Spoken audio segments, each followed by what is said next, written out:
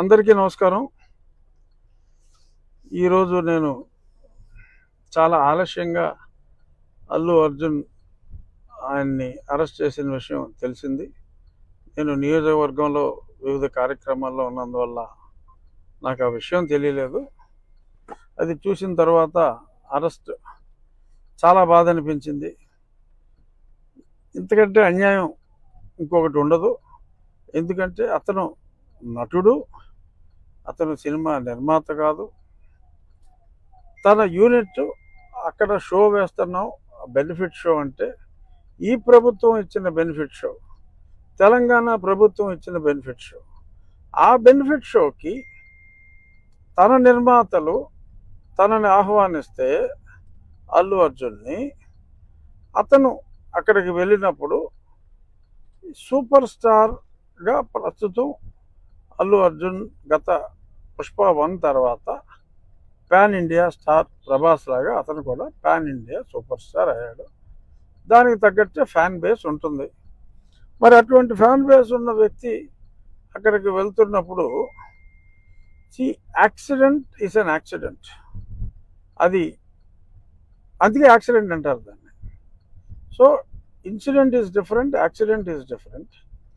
మరి అలాగా తొక్కిసలాట్లో అంటే అర్జున్ గురించో లేకపోతే సినిమా చూడటం గురించో వచ్చిన ఆ తొక్కిసలాట్లో ఒక వ్యక్తి మరణించడం చాలా బాధాకరం.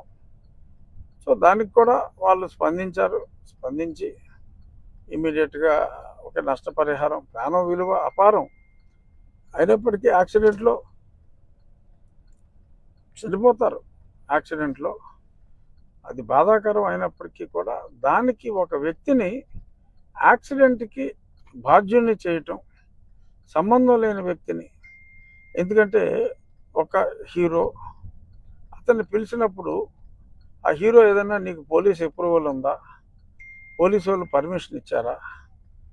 ప్రభుత్వం పర్మిషన్ ఇచ్చిన షో అది.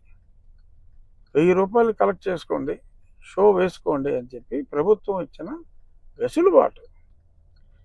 సో ఈ పర్మిషన్ కూడా ఉంటుంది అని అర్జునే కాదు ఎవరైనా అనుకుంటారు అక్కడికి వెళ్ళేటప్పుడు.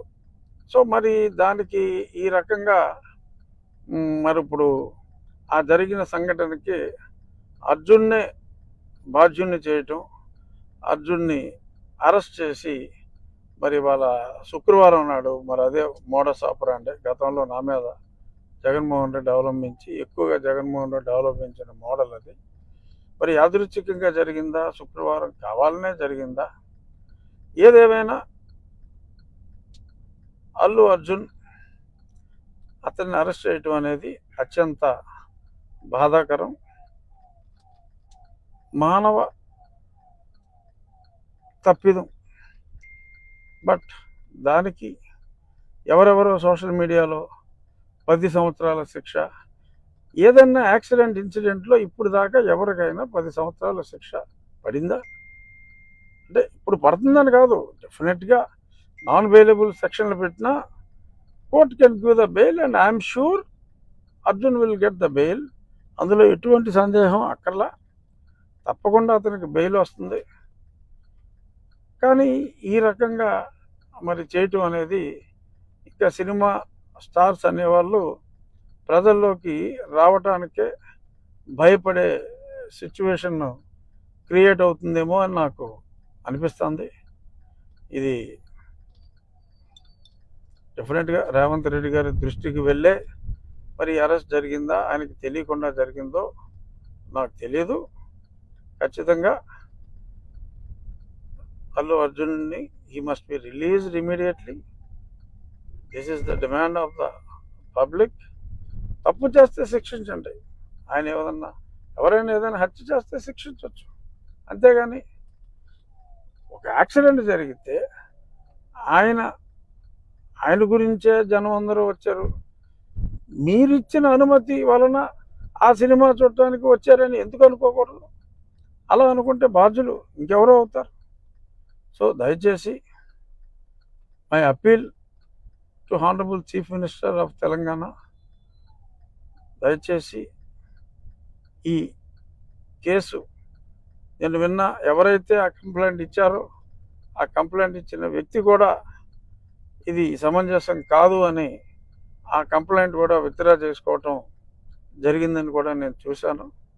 సో కాబట్టి విజ్ఞత ప్రదర్శించి ఇటువంటి కేసులో ఇరికిస్తే అది చాలా చెడ్డ మెసేజ్ ఇచ్చే అవకాశం ఉంది. కాబట్టి it might be an anomaly, kindly rectify it అని చెప్పి మనస్ఫూర్తిగా నా మిత్రుడైన రేవంత్ రెడ్డి గారిని మీడియా ముఖంగా నేను రిక్వెస్ట్ చేస్తున్నాను.